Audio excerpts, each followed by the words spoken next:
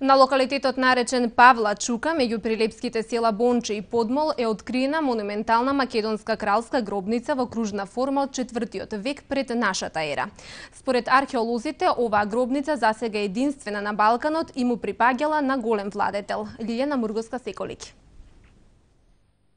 Со доотворање на античката гробница од македонски тип, која датира некаде од 4 век од старата ера на локалитетот Павла Чука во близина на мариовските села Подмол и Бонче, продолжија ова лето истражувачките археолошки работи со цел да се доистражи и документира оваа гробница која е откриена уште пред војната.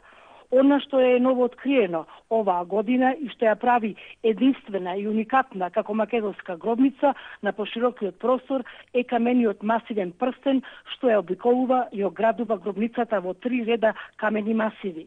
Влезот на гробницата е со должина од 11 метри, а височината достигнува до 3,5 метра, а централниот дел на гробницата била изградена од убаво делкани каменни блокови со должина од 6 метри и широчина од 3,5 метри.